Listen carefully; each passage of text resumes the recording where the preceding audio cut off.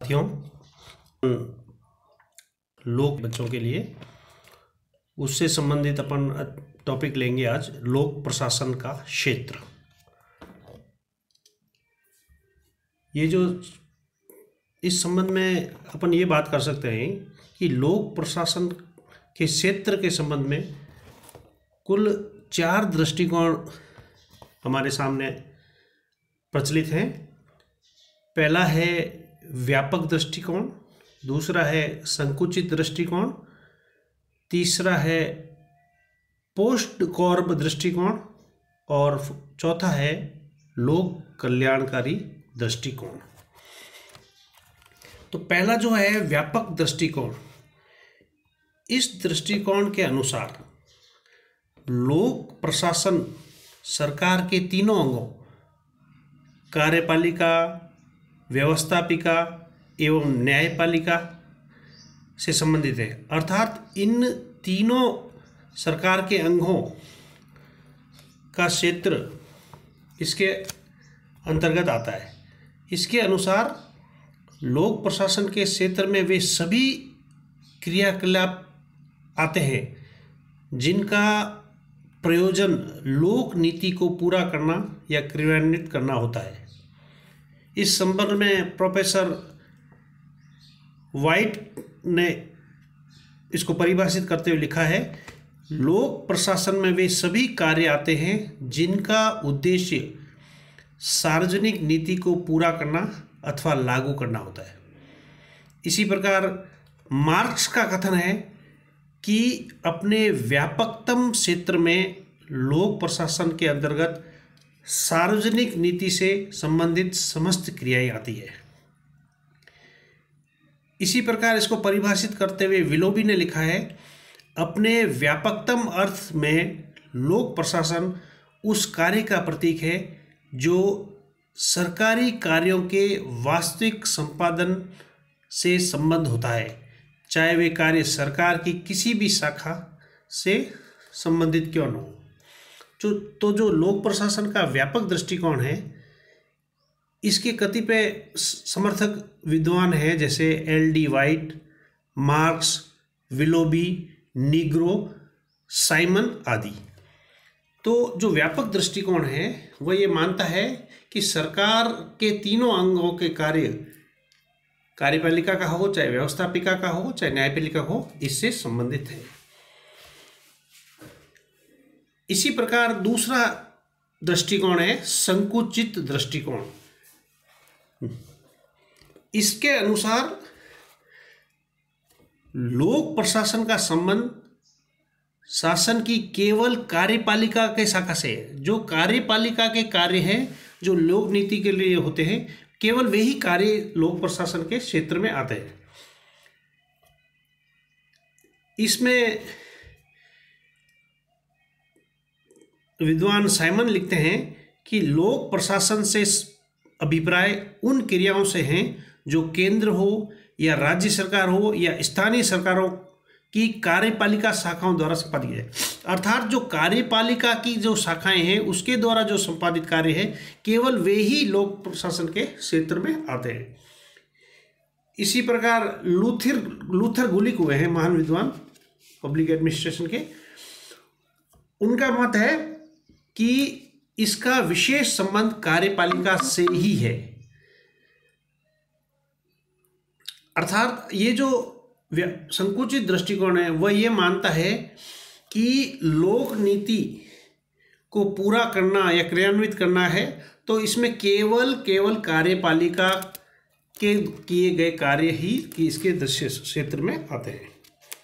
इसी प्रकार तीसरा दृष्टिकोण है जो बहुत ही महत्वपूर्ण है, पोस्ट कॉर्ब दृष्टिकोण, POSDCORB, पोस्ट कॉर्ब। ये लूथर गुलिक द्वारा दिया गया था। इसमें जो अंग्रेजी अल्फ़ाबेट के जो भी 8 शब्द हैं वो सभी शब्दों के पहले अंक से इसको सम्मिलित करते हुए पोस्ट कॉर्ब दृष्टिकोण इसको कहा जाता है। ये लूथर गुलिक द्वारा दिया जाता है। इसमें पी से मतलब है प्लानिंग, अर्थात योजना बनाना। ओ से मतलब है ऑर्गेनाइजेशन अर्थात संगठन बनाना। एस से मतलब है स्टाफिंग अर्थात कर्मचारियों की व्यवस्था करना। डी से मतलब है डायरेक्टिंग अर्थात निर्देश देना। सी ओ को मतलब कोऑर्डिनेशन से मतलब है समन्वय करना। आर मतलब रिपोर्टिंग या रपट देना। और बी मतलब बजटिंग बजट तैयार करना। तो ये इनके पहले अक्षर लिए हुए हैं पोस्ट कॉर्ब। अर्थात कोई भी कार्य करना हो तो इसका ये एक ढांचा है कि आपको क्या क्या करना होगा। पहले आपको योजना बनानी होगी, उस योजना को पूर्ण करने के लिए आपको संगठन बनाना होगा, उस संगठन में आपके कुछ कर्मचारी नियुक्त करने होंगे, कर्मचारियों को आपको निर्देशित करना होगा, निर्देशन के बाद उन कर्मचारियों में आपस में समन्वय होना चाहिए, और ये सब हो रहा है तो इसकी सभी क्रियाकलापों की रिपोर्ट होनी चाहिए, और इस पूरी योजना को क्रियान्वित या फलीभूत करने के लिए आपको बजट भी होना चाहिए। तो पी से मतलब है योजना बनाना, ओ से है मतलब संगठन बनाना ऑर्गेनाइजेशन, एस से है मतलब कर्मचारियों की व्यवस्था करना, डी से है मतलब निर्देशन करना, को से मतलब है समन्वय करना कोऑपरेशन, आर से है मतलब रिपोर्ट देना या रपट देना, और बी से है बजट अर्थात वित्त व्यवस्था का संपादित करना या उसे अध्ययन करना।